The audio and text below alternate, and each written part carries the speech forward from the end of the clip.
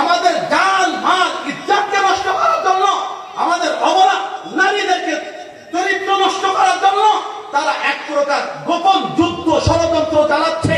এরা শুধু মুসলমানের দুশ্মন না, এরা সমাজেরও দুশ্মন, বাংলাদেশেরও দুশ্মন, মাতৃভূমিরও দুশ্মন। কথা বলে ঠিক না? আপনি যদি মনে করেন গাজীপুরের 13 বছরের ওই মেয়েটা ও হলো অমকের মেয়ে, আপনি ভুল করবেন। আগামী দিনে আপনার মেয়ের জন্য এরকম দুর্ঘটনা অপেক্ষা করছে। আপনাকে প্রেম ভালোবাসার কেসগুলো উড়িয়ে দিবেন না।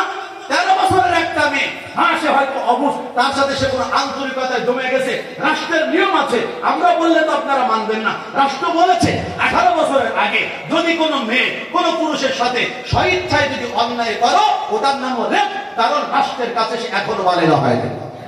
কথা বলেন না?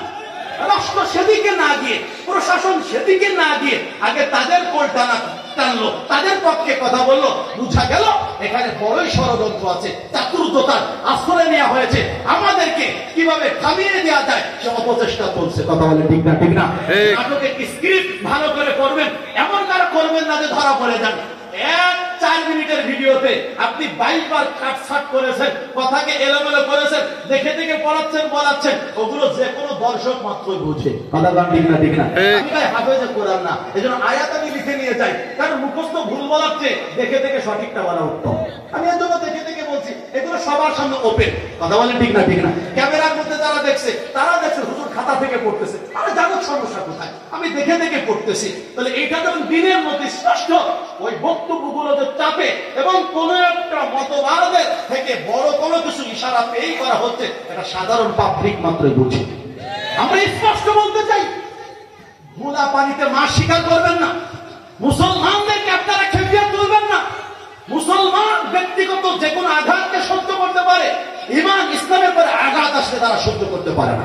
আল্লাহ রাসূলের বিরুদ্ধে কথা বললে, শরীয়তের কথা বললে, কোরআন হাদিসের বিরুদ্ধে কথা বললে কোন মুসলমান ঘরে থাকবে না। দাবানলের মতো সারা বাংলাদেশে আগুন দাও দাও করে চলবে, তখন কিন্তু রুখতে পারবেন না। কথা বলে ঠিক না? ঠিক না? সঠিক তদন্ত করুন।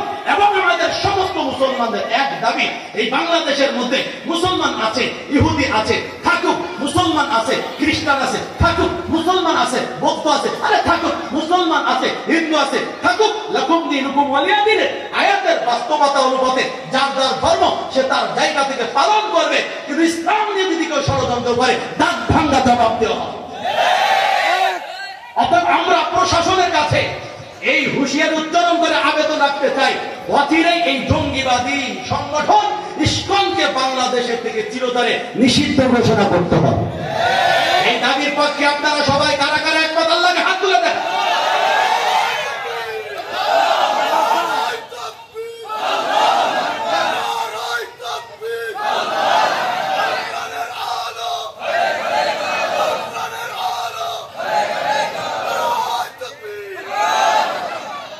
মুহতারাম হাজিরিন, মুসলমানের পক্ষে থাকুন, অমুসলমান আপনার আমার বন্ধু নয়। মনে রাখবেন, জীবনের সব দিয়ে দিলেও আপনি কখনোই অমুসলমানের মন পাবেন না।